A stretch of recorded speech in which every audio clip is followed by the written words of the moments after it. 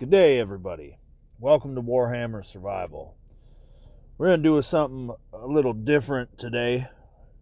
I have a video that's been brought to my attention that apparently was used in the UK about a decade ago, essentially as propaganda for school children.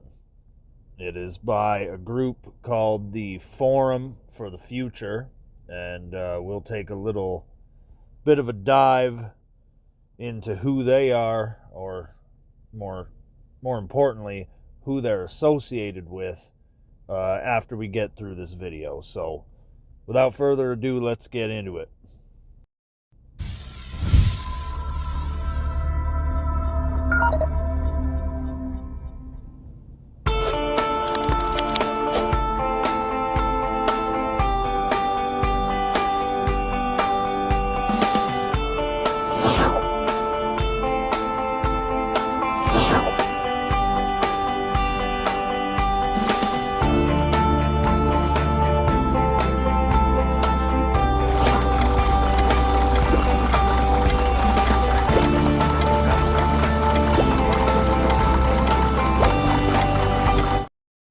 See this we got here. Global Food Council rations water. This is going to be another way that they plan on controlling you, is cutting you off from your water.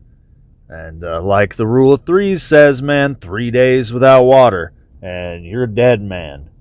Let's get back into it.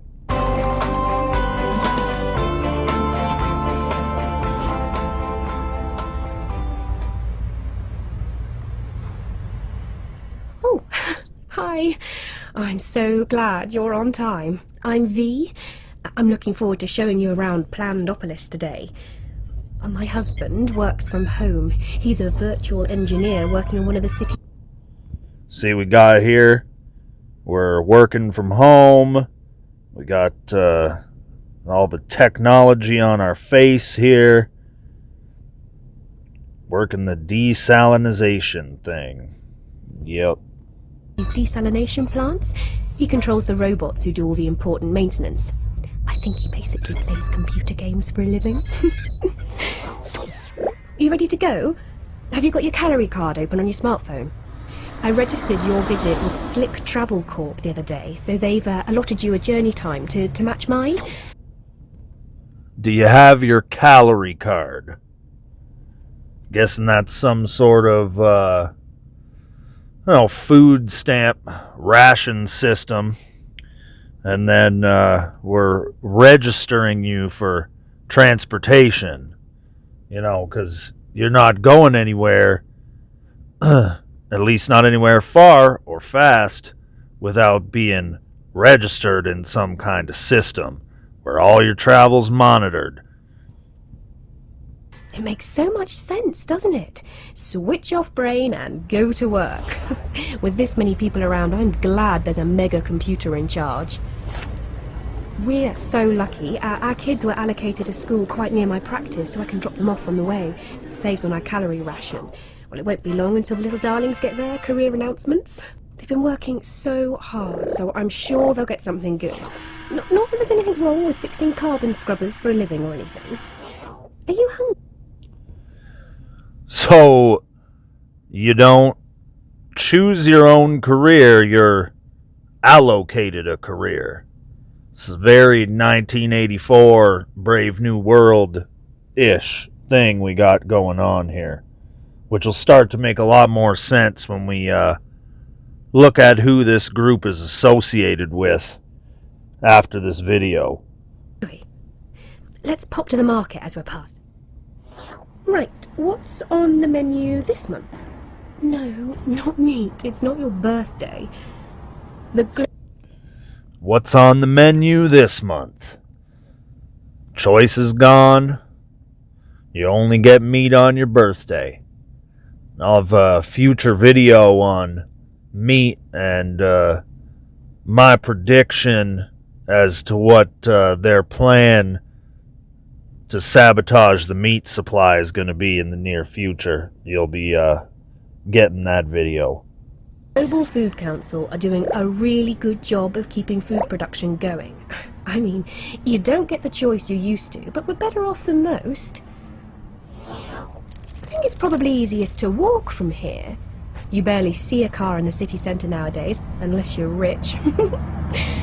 Well, the state knows they just aren't practical anymore. We're all trying to meet our global carbon deal. Only the rich have cars. The state knows that they aren't practical. The state. You just think about that. Electric bikes are so much better for getting around our neighbourhood. And why waste valuable space on car parks when you can use them to grow food? I don't care what you say, Alex. They don't deserve to live in that ghetto.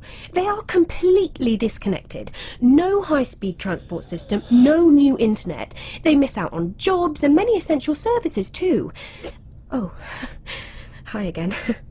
What a day. I had to make an emergency visit to the Cry Freedom ghettos. I mean, I miss my sister like mad, but I'm glad they went when they moved to New... So, those who don't want to go along are put in to ghettos. Now, this one has quite an interesting name, the Cry Freedom Ghetto. And those who live in those ghettos will not be getting job opportunities. They'll be denied essential services and, whatever else you can imagine. The very fact that they've put this in a propaganda film for school children is disturbing, to say the least. Amsterdam. They're safe from climate change on the floating city. Oh, that must be her now. It's much easier to meet up with friends virtually now. So many cities have banned cars in central areas. Ooh, looks like she's got some juicy gossip.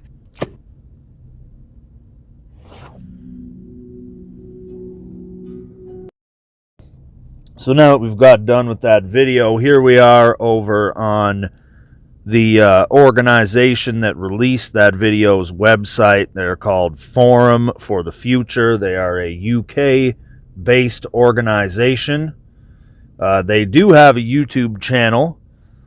Interestingly enough, though, this video and the other three possible future scenario videos that we might get into at a later date, I think I'm going to put them all together and release them on my YouTube channel within the next day or so, too. Anyway, interestingly enough, none of those 4 videos are on their YouTube page. They've been removed. So, you can go over and check out Forum for the Future on YouTube and see some of the sustainable garbage they're pushing over there. So here we have our friends, partners, and funders.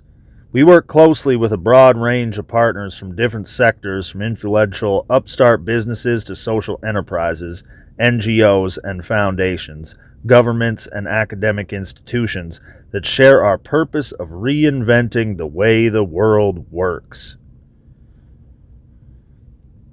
And just fucking pass that bullshit. So let's see here. Lead supporters. Let's just see if we can see anyone interesting here. UK Aid, the UK Department for International Development, Walmart Foundation. Interestingly enough, Bill Gates is a large shareholder in Walmart. Let's see.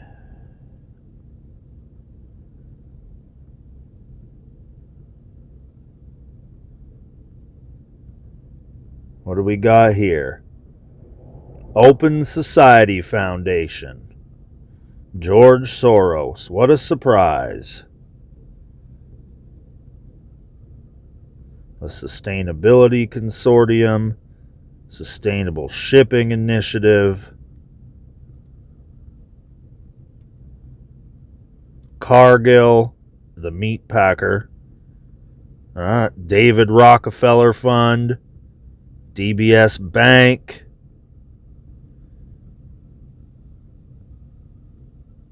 Renewable Energy Buyers Alliance, United Nations Global Compact, World YMCA, the WWF, which is a foundation started by, not sure if it's still controlled by, the British royal family and Prince Philip. Canadian government, Canadian Forest Service, Department of Natural Resources, Disney,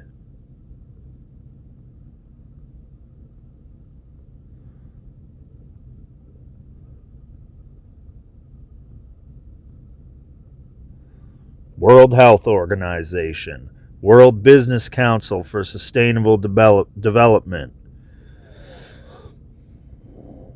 Yeah, I mean, all the usual suspects here that you would expect to find. And this video that I just showed you, this was released 10 or 11 years ago.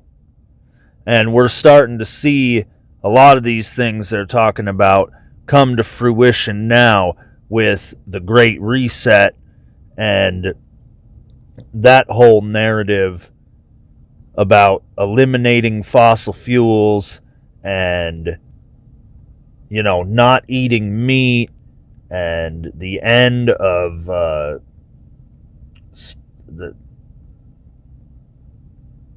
the end of shareholder capitalism and the beginning of something they're calling stakeholder capitalism.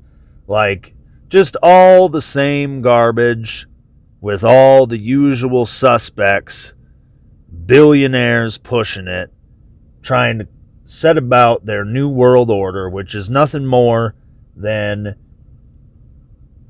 the same feudal system that ruled Europe and the rest of the world for hundreds and hundreds of years. It ain't nothing new. It's just more of the same shit. This is why they have to go after the middle class, because in a feudal system, there can be no middle class. It's those up top, the royalty, the ultra-rich, and those on the bottom, the peasants. And that's why we've seen such a concerted effort to go after the middle class over the last few decades since Agenda 21 was signed in 1992. Now, in the past month, we've had Keystone XL canceled, the Line 5 pipeline from Michigan to Sarnia, Ontario is going to close in May. As much as Enbridge is going to fight it, the administration in the States, they're implementing this agenda that you saw in this propaganda piece.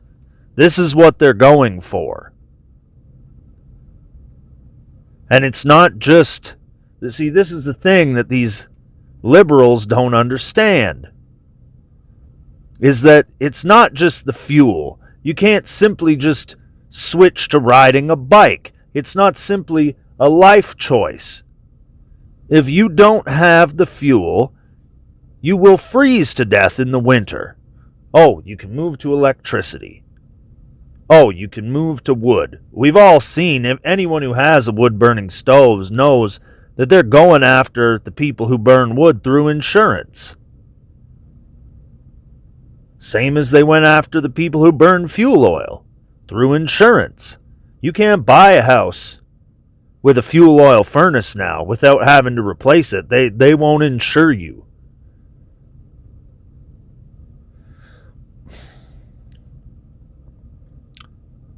Everything in Canada and the US depends on oil and gas to move. If you're looking at a 70% reduction in gas and diesel in the province of Ontario, there's going to be food scarcity. There's going to be a scarcity of medical products, pharmaceuticals, everything. It's not just fuel to drive your cars. And that's what people need to understand. And they will. They will. And these are the people you're going to have to watch out for. I know what I'm doing. I'm getting some 55-gallon drums, and I'm going to start filling them with fuel every week.